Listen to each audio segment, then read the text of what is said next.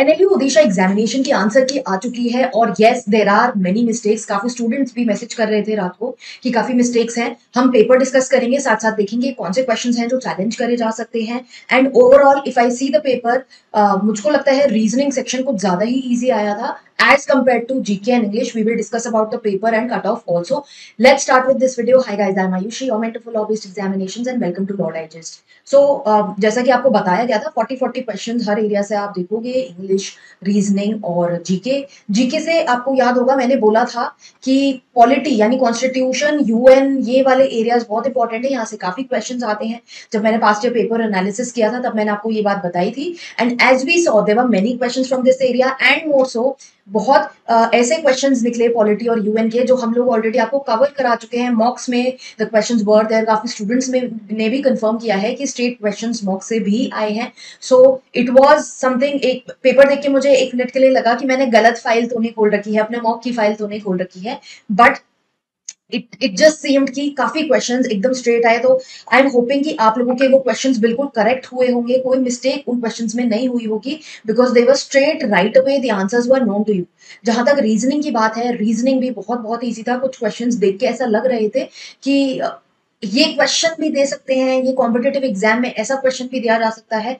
और मेजर जो प्रॉब्लम है, जो आंसर की आई है, जो इश्यूज हैं, वो रीजनिंग क्वेश्चंस में ज्यादा इश्यूज हैं। सो वो अभी हम देखेंगे। Let's start with discussing the first question. Ephemeral का मीनिंग क्या होता है? Ephemeral basically means temporary. So ये करेक्ट आंसर है, ऑप्शन बी। देन जक्स्टापोजिशन की बेस्ट डेफिनेशन क्या है? बेस्ट डेफिनेशन यही है जब दो contrasting elements side by side रखे जाते हैं, that is called juxtaposition. This is correct.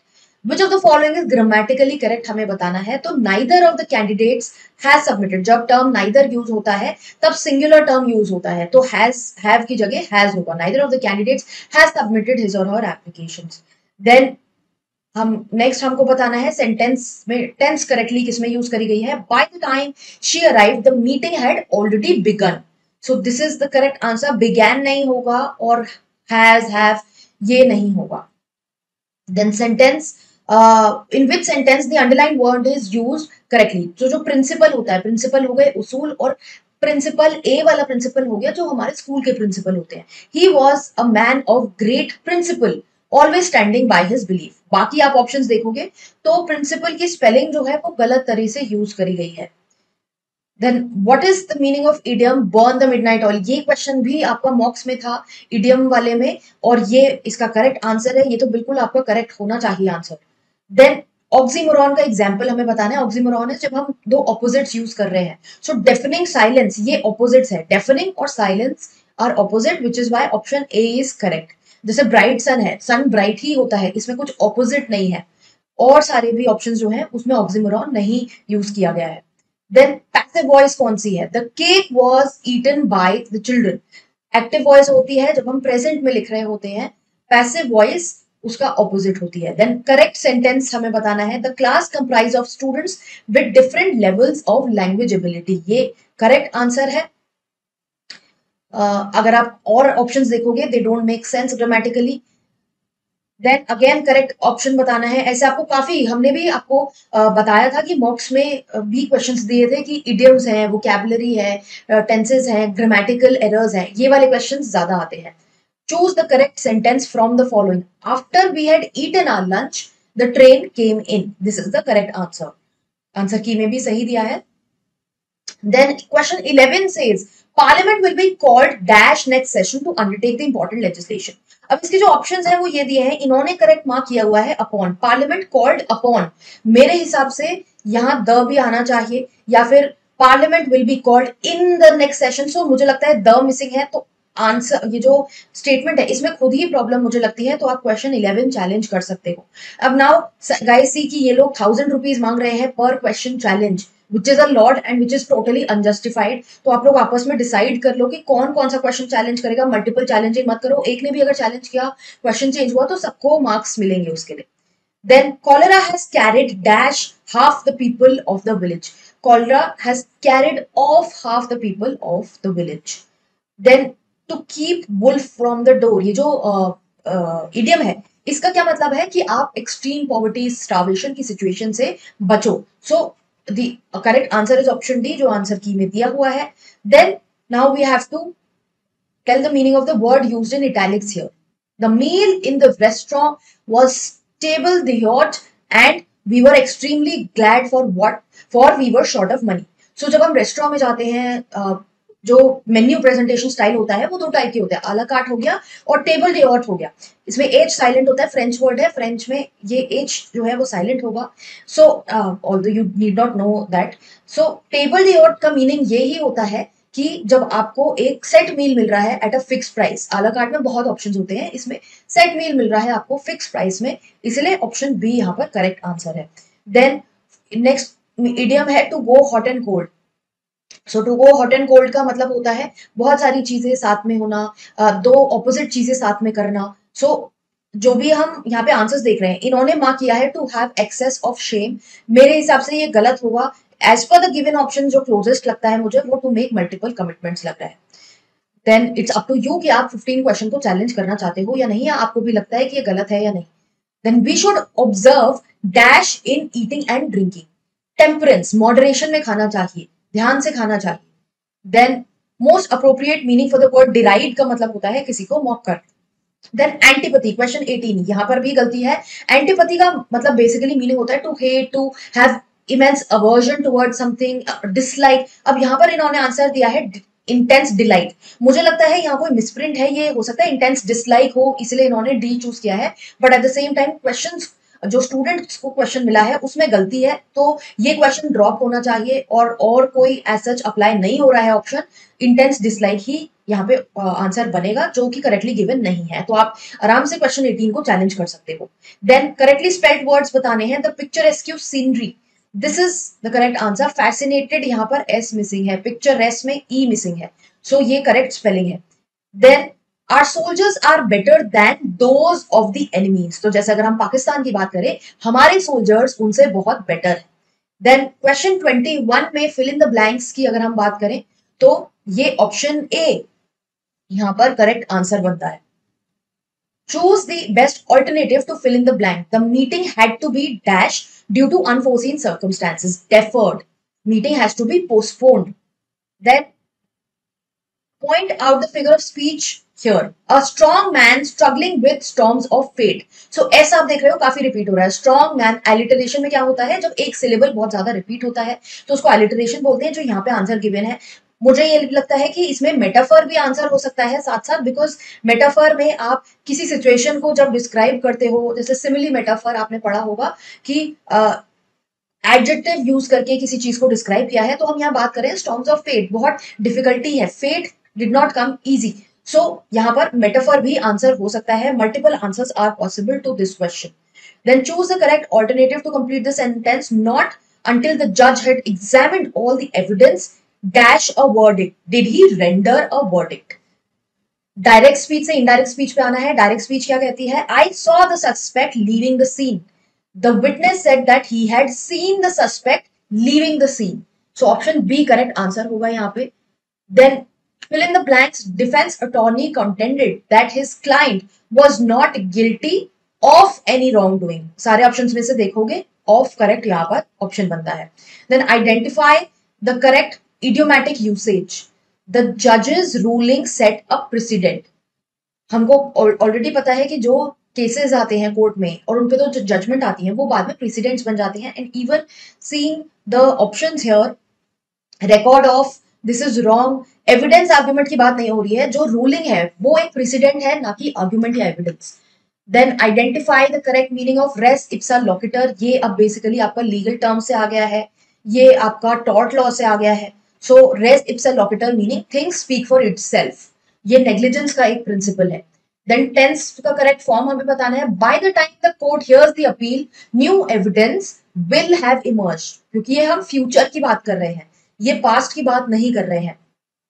और will have emerged is the right answer, not option D. Then identify the correct passive transformations. The Supreme Court is reviewing the constitutional validity of law. Passive अगर हम इसको बात करें, हम ये present में बात कर रहे हैं. पैसिव में क्या हो जाएगा? Constitutional validity of the law is being reviewed by the Supreme Court. Then correct conditional usage यहाँ पर हमें बतानी है. If the prosecution had presented stronger evidence, the verdict would be different. अब यहाँ पर ये भी हो सकता था, अब ऑप्शंस में यहाँ पर ये प्रेजेंट्स है, अगर यहाँ पर होता if the prosecution presented strong evidence the verdict would have been different. So यहाँ पर क्योंकि ये ऑप्शंस अप्लाई नहीं हो रहे हैं, इसलिए ऑप्शन ए यहाँ करेक्ट आंसर बनेगा. Then next question says the correct usage of inversion in formal writing हमें बताना है. Never before has such a judgement been issued. This is the correct answer. Correlative conjunction हमें बताना है कि the witness was both evasive and inconsistent in his statements. क्योंकि ये conjunction है तो हम इसको ये हम नहीं मानेंगे बिकॉज यहाँ पे और सिचुएशन आ रही है. Now here it says the witness was both but also, not only यहाँ पर मिसिंग है, तो ये भी करेक्ट आंसर नहीं होगा. इवेसिव एंड इनकंसिस्टेंट ये ही यहाँ पर सही आंसर है.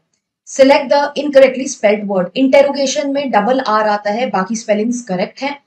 Then smoking will never be given up as long as the tobacco industry thrives. Basically this is trying to say कि कुछ लोगों को लग सकता है कि सो दैट होगा answer. So here the statement is trying to say कि जब तक टोबैको इंडस्ट्री चल रही है तो लोग स्मोक करना बंद नहीं करेंगे, which is why option B will be correct. 10 candidates dash for the interview turned up for the interview. Then select the incorrectly spelled word. Vociferous is wrongly spelled. यहाँ पर I नहीं E आएगा. बाकी जो ऑप्शंस हैं आप देखोगे सब करेक्ट हैं. Then art of speaking or writing effectively is called rhetoric. Identify the sentence with correct use of subjunctive mood.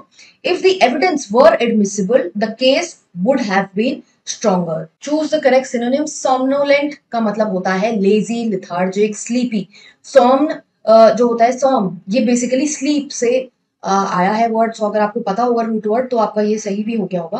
अब इंग्लिश के यहाँ पे क्वेश्चंस खत्म होते हैं, रीजनिंग के क्वेश्चंस देखते हैं. रीजनिंग के क्वेश्चंस के हम सॉल्यूशंस एज सच डिस्कस नहीं करेंगे because the video will otherwise go very long, और क्वेश्चंस बड़े ही इजी टाइप के भी हैं. अगर हम ये बात कर रहे हैं कि ये जो लोग हैं ये एक लाइन में बैठे हैं और इनको अरेंज करने के बाद ये सिचुएशंस, ये पॉसिबिलिटीज बनती हैं. यहाँ पे पूछा गया है who is to the right of Q. Q के राइट में कौन है, ये सारे क्यू के राइट में नहीं हो सकते. अब यहाँ कंफ्यूजन है कि यहाँ पी है या वी है, इसमें से कोई भी एक ऑप्शन हो सकता है. पी यहाँ ऑप्शंस में नहीं है, इसलिए वी करेक्टली गिवन है, करेक्ट आंसर है. देन रेक्टेंगुलर टेबल पे लोग बैठे हैं. हर क्वेश्चन का आप देखोगे जैसे हमने मॉक्स में भी दिया था ये कि क्वेश्चन के बाद ही एक और सेम टाइप का क्वेश्चन ही दिया हुआ है. तो इसमें ये बहुत इंपॉर्टेंट था कि अगर किसी स्टूडेंट को वो जो क्वेश्चन दिया है वो नहीं आता था, एक टाइप का क्वेश्चन नहीं आता था, दूसरे में भी प्रॉब्लम हुई होगी, और अगर आता था तो then bonus marks for the other question as well because same ही टाइप के क्वेश्चंस हैं आगे पीछे. देन रेक्टेंगुलर टेबल पे ये सिटिंग अरेंजमेंट है, लोग बैठे हैं आमने सामने और हमें बताना है कि बी के सामने कौन बैठा है. और जो सिचुएशंस बन रही हैं कि एक्स के सामने ए है, सी के सामने जेड के सामने सी है, और ये वाली सिचुएशन डब्ल्यू के सामने डी नहीं है, तो ऑप्शन क्या बचा हमारे पास कि डब्ल्यू के सामने बी है, बी के सामने डब्ल्यू है, which is why this is the correct answer. Then if A is the brother of B, A is the brother of B, B is the sister of C, तीनों एक level पे आ गए. C is the father of D, ठीक है, ये father हो गया. How is D related to A? D will be then nephew of A because ये सी और ए ब्रदर्स हैं, ब्रदर सिस्टर है. Then introducing a boy, a girl said he is the son of daughter of father of my uncle. So यहाँ पर boy और girl कैसे related हैं? दोनों भाई बहन हैं. So the boy will be the brother of the girl. Then Kumar has 5 daughters. ये 5 daughters हैं, इनको अरेंज किया गया है इनकी हाइट के बेसिस पे. माधुरी टॉलेस्ट है, सविता कुसुम से छोटी है बट रुक्मणी से बड़ी है. Then Anjali is shorter than Kusum but taller than Savita. आप इसको अरेंज करोगे तो ये मैट्रिक्स बनता है. शॉर्टेस्ट कौन हुई? रुक्मणी यहाँ पर करेक्ट आंसर है. Then in a row 20 girls are there. Mohini जो है वो 6th है फ्रॉम लेफ्ट और रोशनी जो है वो 9th है फ्रॉम द राइट एंड. तो कितने गर्ल्स इन दोनों के बीच में है? तो अगर आप इस चीज को काउंट करोगे टोटल ये 9 + 6 15 है, टोटल गर्ल्स 20 है, तो बीच में बचे 5 यहाँ पर 5 is the correct answer. Rekha ranked 6th from the top and 34th from the bottom. How many students are there in the class? So इनको ऐड करेंगे 40 - 1 यहाँ पर हमारा करेक्ट आंसर होगा because Rekha herself will be counted which is why -1 is there. Then Pankaj had 21 hens. ये तो मतलब कुछ ज्यादा ही इजी क्वेश्चन था कि 21 hens हैं और सारी बच गई जिसमें से 11 मर गई. और how many hens were left with Pankaj. So how many hens did Pankaj, इसमें पूछा है कि कितनी बची हैं पंकज के पास. क्वेश्चन में ही दिया हुआ है कि ऑल बट 11 डाइड, तो बची ही 11 थी. सो तो हमें ये भी कैलकुलेट करने की जरूरत है that how many are dead, because इसमें क्लियरली गिवन है 11 बची हैं. So the answer is 11. This was more of an English question I felt. Then certain code में सीक्वेंस को इस तरह से लिखा गया है, चिल्ड्रन को किस तरह से कोड किया जाएगा. तो अगर आप देखोगे इसकी कोडिंग, तो ये उल्टा जा रहा है. ई के बाद आता है एफ, सी के बाद आता है डी. तो इस तरह से ये जो ऑर्डर बन रहा है ये सीक्वेंस सीरीज का, ये यही बन रहा है कोडिंग का. अब चिल्ड्रन का अगर हम देखेंगे तो अगर हमें यहाँ पे बताना है, हम लास्ट से शुरू कर रहे हैं, not from the first. So N के बाद आता है ओ, ई के बाद आता है एफ. अगर आप ये सारा अरेंज करोगे तो ये ऑप्शन बी बनता है. इन्होंने ऑप्शन सी दिया हुआ है जो गलत है. सो आप इस क्वेश्चन को, क्वेश्चन 49 को भी चैलेंज कर सकते हो. यहाँ पर इन्होंने गलती कर दी है, I think after option from 5th number. ये 4 सही थे, एल के बाद एम आता है, यहाँ पे जे है. सो ये गलत हो गया, इसलिए ऑप्शन बी जो एम यहाँ पर दिया हुआ है ये करेक्ट आंसर है. देन पाइप को इस तरह से राइट डाउन किया गया है. तो स्वान का हमें बताना है. अगर आप देखोगे कि पाइप पी जो है वो 16th लेटर बनता है हमारे अल्फाबेट्स में. सो इसलिए 16 और 16 दो बार रिपीट हो रहा है. आई जो है वो हमारा 9th लेटर बनता है, ई हमारा 5th बनता है. इन्होंने क्या किया है, एक्सचेंज कर दिया है.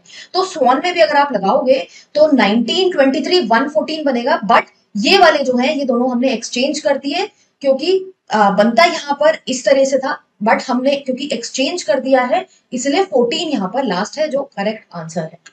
Then Amit introduces Rahul. So blood relation के काफी क्वेश्चंस है, आपको काफी प्रैक्टिस हमने ऑलरेडी दे दी थी इसकी मॉक्स में. सो ये यहाँ पर अगर आप सॉल्व करोगे, Amit introduces Rahul as a son of only brother of father's wife. So जो निकल के आएगा वो दिखेगा आपको कि वो उसके मामा का बेटा है, तो इसलिए वो कजन हुआ.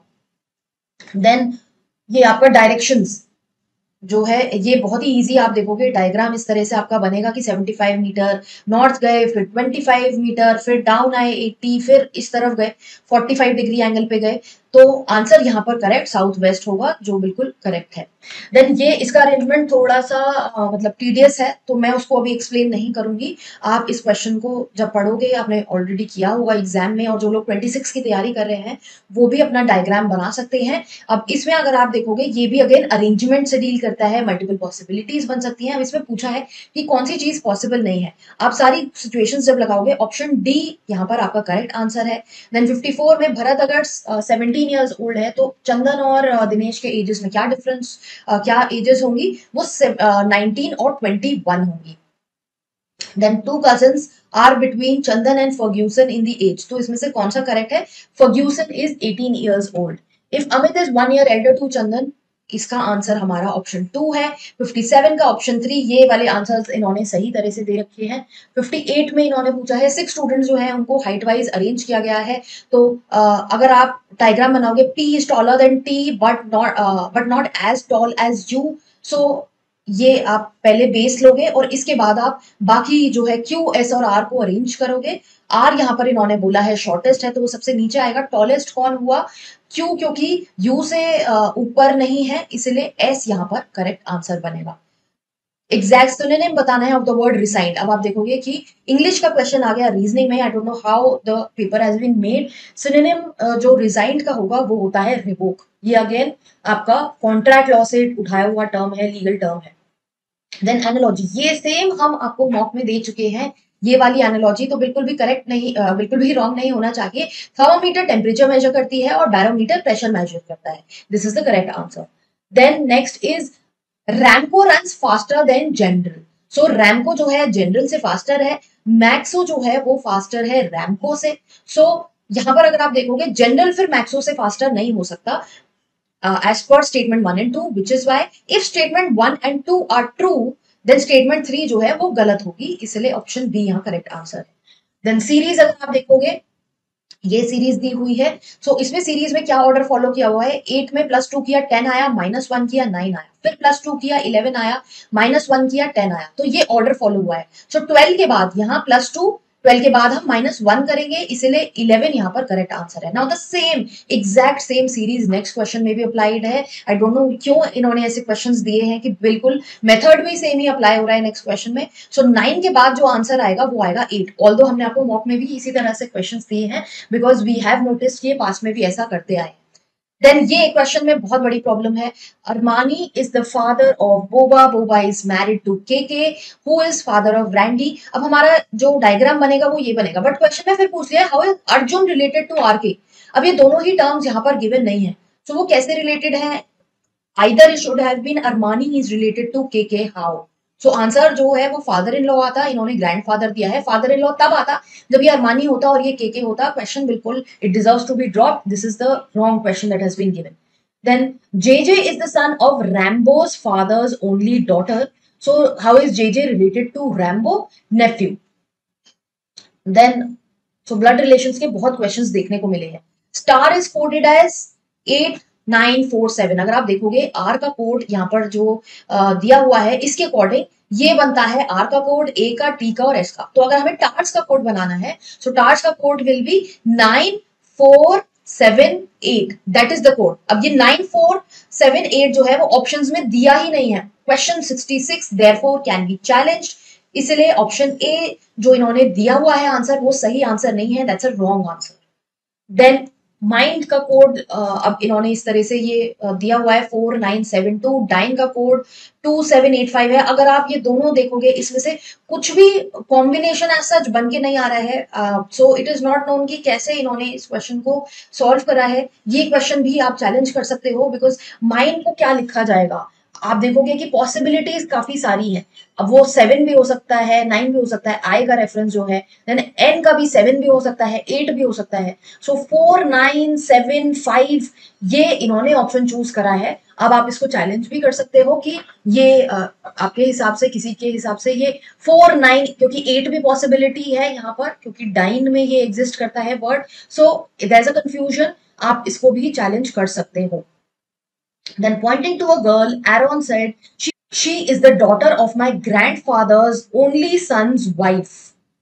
ठीक है, how is the girl related to Aaron? Girl is the sister of Aaron, as for the diagram you will see. Then all mangoes are fruits. तो आपने फ्रूट बनाया, जैसे फ्रूट बनाया और इसमें से सारे जो फ्रूट्स हैं वो मैंगोज जो हैं वो फ्रूट्स के अंदर आते हैं। सम फ्रूट्स आर येलो, अब येलो यहाँ भी हो सकता है और येलो यहाँ भी हो सकता है।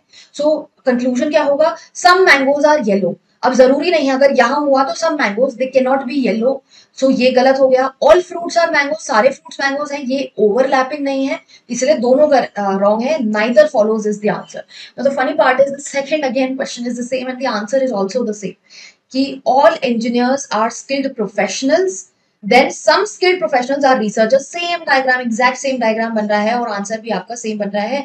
some engineers are researchers जरूरी नहीं है, अगर हमने ये वाले researchers लिए तो ये गलत हो गया। all skilled professors are engineers, ये ओवरलैपिंग नहीं है इसलिए ये भी गलत है, neither follows। then next हमें बताना है online learning platforms are an effective way to gain knowledge on various subjects. Conclusion में क्या होगा? College students prefer online over traditional classrooms. यहाँ पर स्टेटमेंट से ये चीज डिराइव नहीं होती है।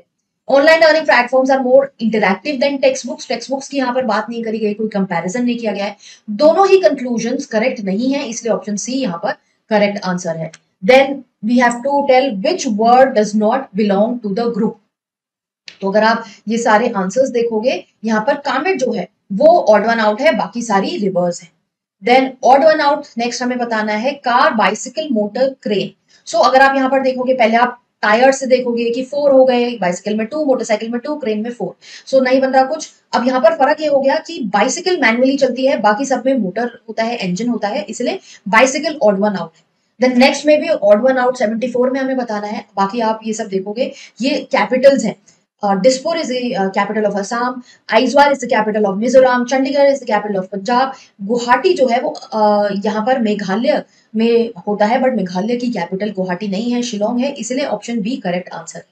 Then 6 people are sitting in a circle, Q is sitting between U and R। अब R और U ऐसे भी हो सकता है और उल्टा भी हो सकता है। S is to the immediate left of T and U is the immediate is to the immediate right of P। सो अगर हम इसको बनाएंगे तो इस वाले सर्कमस्टांस में पी यू के राइट में नहीं आ पाएगा, इसीलिए ये आर यू ऐसे रहेगा। अब हमें बताना है क्यू और टी के बीच में कौन बैठा है। तो Q और T के बीच में अब बहुत सारे लोग बैठे हैं, वो यहां से भी बता सकते हैं, यहां से भी बता सकते हैं। अगर आप इनका आंसर देखोगे, इन्होंने आंसर S दिया है। अगर S की बात करें तो S R और T के बीच में बैठा है, तो यहाँ पे Q जो लिखा है वो या तो R होना चाहिए था, which is why 75th question again can be challenge, a lot of misprints and errors are there. फिर इंग्लिश का क्वेश्चन बीच में आ गया, what does the idiom bite the bullet mean? It basically means to make a very difficult decision, a tough decision. Option A is the correct answer. Then again analogy बतानी है, square को हम cube भी बोलते हैं, circle को हम square भी बोलेंगे। सो ये एनालॉजी करेक्ट हो गई। Which of the following words is a noun? Again English question आ गया रीजनिंग के बीच में। आई डोंट नो कैसे ये लोग बना रहे हैं इस पेपर को। नाउन जो है वो हैप्पीनेस है। Noun is basically name, person, anything, any place. So happiness describes a state of mind, it is a noun, and idea is a noun.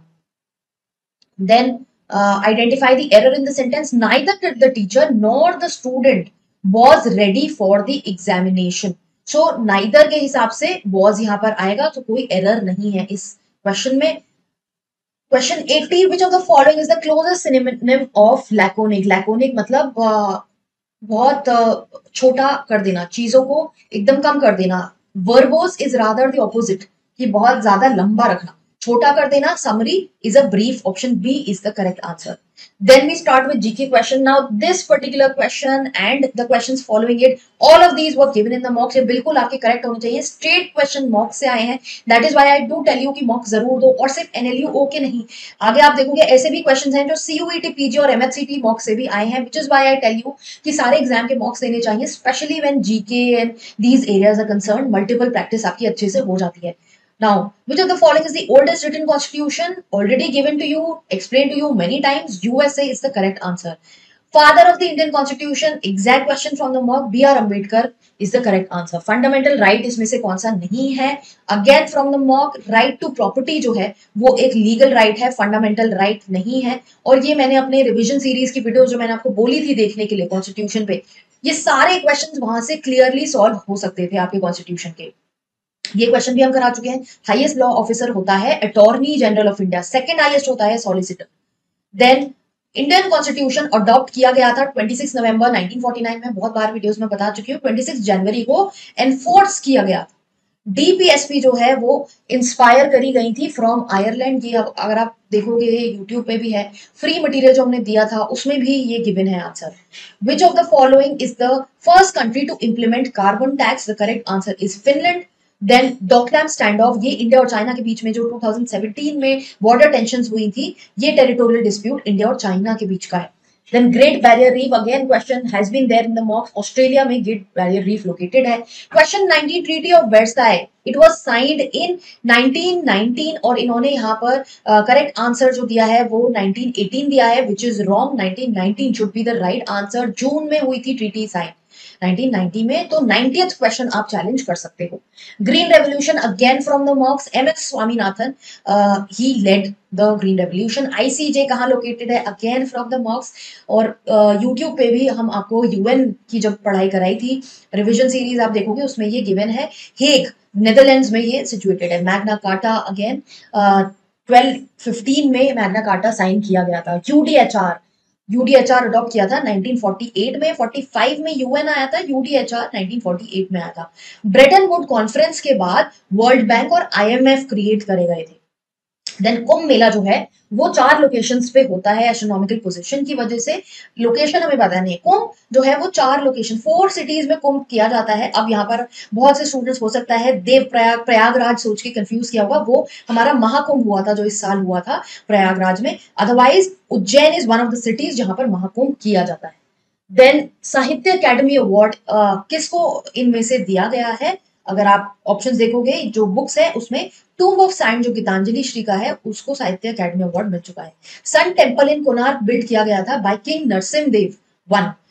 Next question बहुत बार मैं डिस्कस कर चुकी हूँ, एंड इनफैक्ट रिसेंटली जब हमने I think MHC CUET PG का question paper discuss किया था, कौन सा पेपर डिस्कस किया था मुझे याद नहीं, जहां पर क्वेश्चन आया था कि वुमेन जस्टिसेस कितनी है, वहां पर भी मैंने आपको बताया था कि जस्टिस बीवी नागरथना जो है वो हमारी फर्स्ट फीमेल चीफ जस्टिस बनने वाली है। इंस्टाग्राम पे भी इसके बारे में बहुत से ऐसे भी क्वेश्चन आपने देखे होंगे कि इंस्टाग्राम पे उनके बारे में पोस्ट थी फॉर द ईयर। तो अगर आप हमें फॉलो कर रहे थे इंस्टाग्राम पे, यूट्यूब पे पोस्ट चेक कर रहे थे, आपका ये करेक्ट हुआ होगा, ऑप्शन बी करेक्ट आंसर है।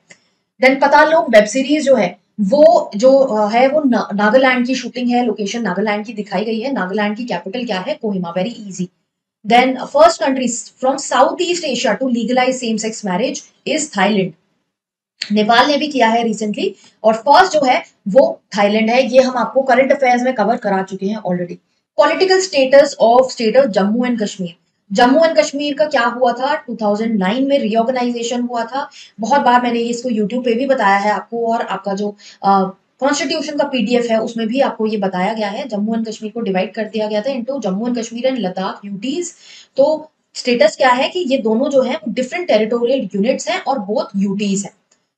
देन सोब्रिके ग्रेवयार्ड ऑफ एम्पायर्स, ये रेफर किया जाता है अफगानिस्तान को, क्योंकि अफगानिस्तान इज वन कंट्री जिसको बहुत सारी जो एम्पायर्स हैं उन्होंने टेक ओवर करने की कोशिश करी, but it is a graveyard for them. Then South Korea के कौन प्रेसिडेंट हैं जिन्होंने मार्शल लॉ डिक्लेयर किया और आज वो जेल में है? वो है यून सुक योल। इतनी अट्रोसिटीज जब होती हैं, जैसे कि पाकिस्तान को ही देख लीजिए, कि जब एक लीडर इतना अट्रोशियस होता है तो एंड रिजल्ट जो होता है वो प्रिजन ही होता है। और प्रिजन से ऊपर भी, now that's getting into the philosophy, because हम लोगों में बहुत एंगर है इस वॉर को लेके। यहाँ पर क्वेश्चन से स्टिक करते हैं, करेक्ट आंसर जो है ऑप्शन सी होगा। ये आपको करंट अफेयर्स में भी कराया गया था। देन हाईकोर्ट जो है वो रिस्पेक्टिव कैपिटल्स में है जनरली सब। हाईकोर्ट ऑफ ओडिशा जो है is located in Cuttack. Now Odisha की कैपिटल है भुवनेश्वर, बट हाईकोर्ट जो है वो कटक में लोकेटेड है। देन हमें बताना है ग्रैमी अवार्ड किसको मिला है। ये थोड़ा सा टफ क्वेश्चन था। पंडित विश्व मोहन भट्ट को ग्रैमी अवार्ड मिला हुआ है। Now this is not recent, this is in the past. 90s की बात यहाँ पर पूछ ली गई है। Which country filed case against Israel before ICJ, क्योंकि जो जेनोसाइड हुआ पैलेस्टीनियंस का उसके रिस्पेक्ट में केस फाइल किया गया बाय साउथ अफ्रीका। रिसेंटली जो मिस्टर डोनाल्ड ट्रंप इलेक्ट हुए थे, ये स्पेसिफिकली करंट अफेयर्स की जो वीडियोस हम बनाते हैं यूट्यूब पे उसमें मेंशन था कि उन्होंने एक एग्जीक्यूटिव ऑर्डर पास किया कि गल्फ ऑफ मेक्सिको का नाम चेंज करके गल्फ ऑफ अमेरिका बनाया जाए।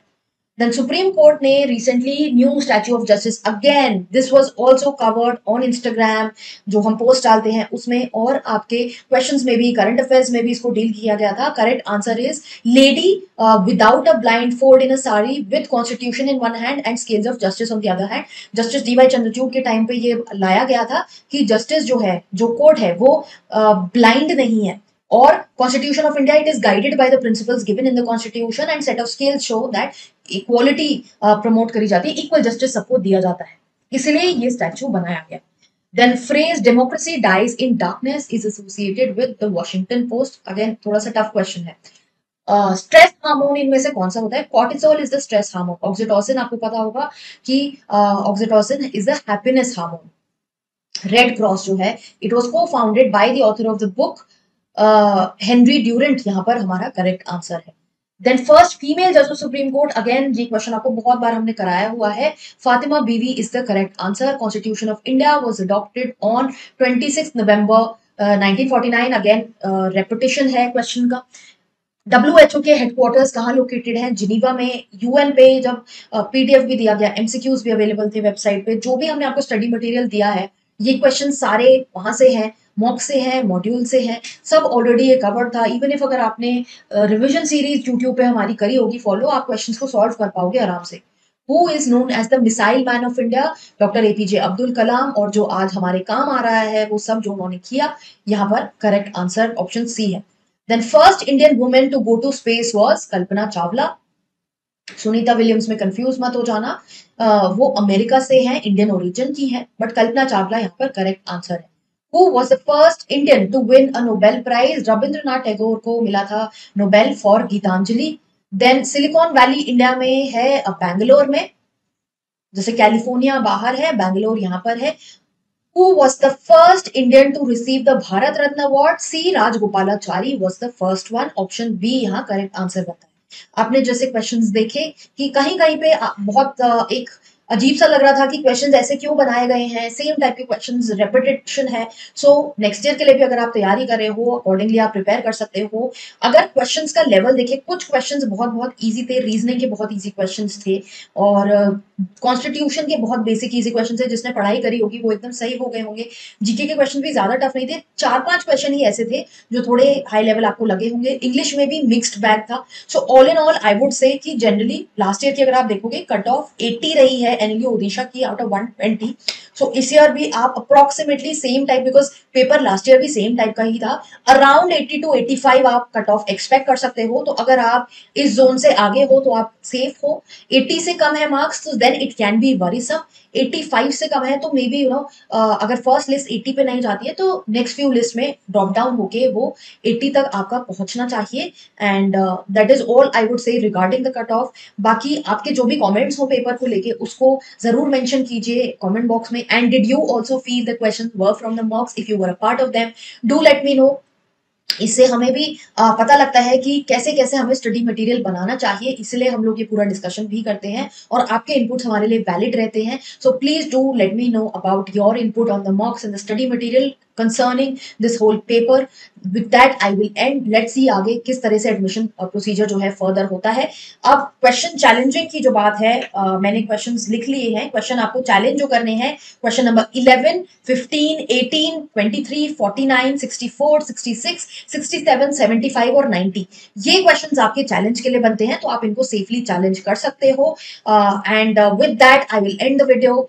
All the very best for your admission. और बाकी जो भी आपकी कोई क्वेरीज हो लीगल करियर को लेके, एग्जाम्स को लेके, उसके बारे में हम चैनल पे पोस्ट करते रहते हैं। सो आप मेक श्योर करें कि आप चैनल को फॉलो करें और इंस्टाग्राम पे भी हमें फॉलो करें। जैसे कि आपने देखा बहुत सारे क्वेश्चन ऐसे थे जो इंस्टाग्राम पोस्ट से भी आए हुए हैं, तो जरूरी है वहां पर भी हमें फॉलो करना ताकि टाइमली अपडेट्स आपको मिलती रहे।